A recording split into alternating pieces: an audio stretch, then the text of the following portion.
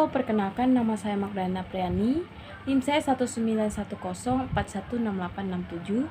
Saya di kelas A1 Pagi Manajemen di Fakultas Ekonomi di Universitas Pancabakti Pontianak.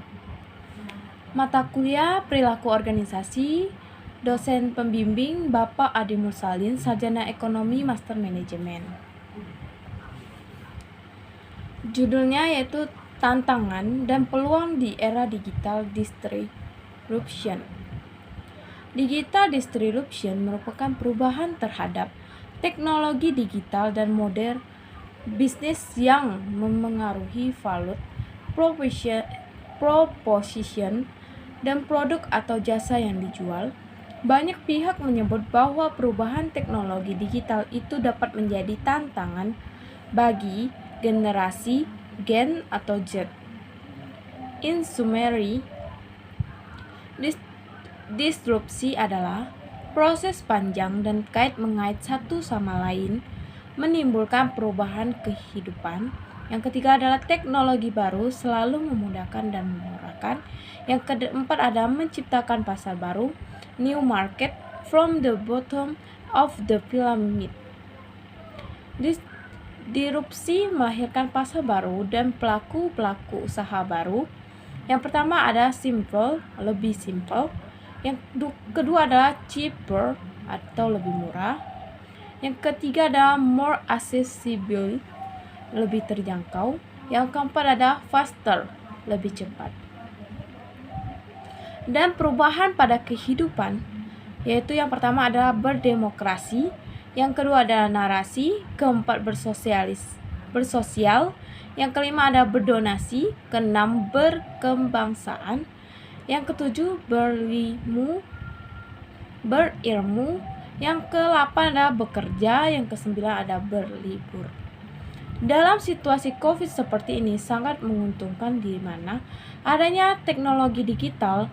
Bayangkan kalau kita tidak bisa pergi ke restoran, tidak bisa pergi ke pasar tidak bisa pergi ke sekolah. Namun karena adanya teknologi digital, kita bisa tetap belajar. Sekarang ilmu berubah datang ke kita. Ada beberapa perubahan yang terjadi ketika pandemi. Dua perubahan. Yang pertama yaitu pandemi menggesek prioritas konsumen, kesehatan, home, digital fatigue, donut ekonomi, dan ledakan 10 ekonomi serta kehidupan. Contoh, sekarang kita harus membeli masker, membeli vitamin, hand sanitizer, dan lain sebagainya. Oleh karena itu, prioritas pelanggan saat ini lebih di dalam rumah, semua aktivitas berada di dalam rumah. Ini ledakan ekonomi dan kehidupan. Yang pertama adalah ledakan kreativitas, selanjutnya adalah ledakan home and sweet home. Yang selanjutnya ledakan wisata atau luar ruangan, ledakan konten, ledakan kolaborasi, ledakan kecerdasan, ledakan artifisial, ledakan useless, ledakan non-decay, ledakan obsesiasi, ledakan lainnya yaitu investor baru, Great Resignation, ledakan-ledakan lainnya. Saat ini kita sedang berada dalam 3 zona waktu. Yang pertama adalah zona waktu yang terbelah dua. Yang kedua adalah membentuk dua narasi yang berbeda, hari esok atau kemarin. Kedua narasi bukan sekedar narasi melainkan dibentuk struktur, teknologi, proses, model bisnis, dan people yang berbeda. Ada 3 zona waktu. Ada masa lalu dan hari esok. Hari ini dan hari esok. The past, the future, the present. Banyak yang kita pelajari, salah satunya adalah yesterday in today, tomorrow in today, story on tomorrow. So, apa yang harus dilakukan? Yang satu, putuskan di mana Anda berada. Dua, mindset seperti apa yang Anda ada di organisasi Anda. Yang ketiga, yang perlu sebenarnya to stay relevant. 10 keterampilan pemimpin di era digital. Yang pertama adalah keluar dari perangkap masa lalu. Yang kedua ada customer obsessed. Yang ketiga ada creating new stories. Yang keempat ada exploration. Kelima adalah ecosystem building atau collaboration. Keenam adalah menguji kebenaran. Ketujuh adalah time management dan manajemen waktu. Ke-8 adalah mengatur ritme tidur.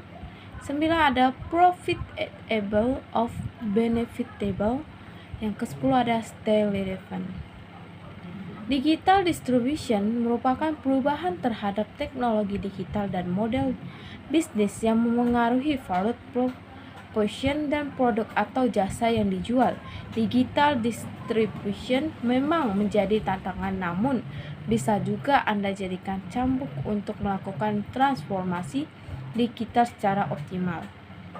Metz Law merupakan sebuah teori yang mengatakan bahwa perkembangan itu selalu bergerak secara eksponensial atau bergerak lebih cepat daripada perubahan dalam organisasi bisnis, sehingga akan muncul jarak yang cukup besar antara bisnis dan transformasi yang ingin dituju. Lantas bagaimana cara menutup jarak tersebut? Menurut Dr. Leonardus, hal yang bisa dan umum dilakukan oleh bisnis dalam menutup jarak ini adalah dengan menciptakan terobosan seperti dibentuknya gugus tugas yang dianggap mampu beradaptasi dengan perkembangan teknologi digital secara lebih cepat. Gugus tugas ini bersifat project basis dan sehingga akan ada pemisahan antara eksploitasi dan eksplorasi. Perubahan persepsi bisnis dan gaya kepemimpinan. Bila semula bisnis berjalan dengan persepsi insidious out, di mana produk atau jasa yang dipasarkan harus laku, sementara kini persepsi bisnis berubah menjadi outsider in. Bisnis harus melihat kebutuhan dan demand dari konsumen, barulah bisnis bisa mulai memproduksi produk atau jasa tersebut. Lingkungan perusahaan harus dirombak. Selain persepsi bisnis dan gaya kepemimpinan, lingkungan perusahaan juga harus dimodifikasi agar dapat menjadi tempat yang nyaman untuk memunculkan inovasi-inovasi baru dalam lingkungan kerja yang baik. Harus ada tercipta kesempatan bagi karyawan untuk meningkatkan skill, bebas berkarya, dan membentuk nilai baru. Upaya yang harus dilakukan agar transformasi digital yang dilakukan berjalan dengan sukses dan tidak tersendat di tengah jalan. Ada beberapa yang perlu menjadi fokus utama sebelum perusahaan. Para petinggi perusahaan harus memiliki pemikiran serta rencana short term dan long term agar performa bisnis bisa tetap terjaga dan bahkan meningkat selama transformasi digital.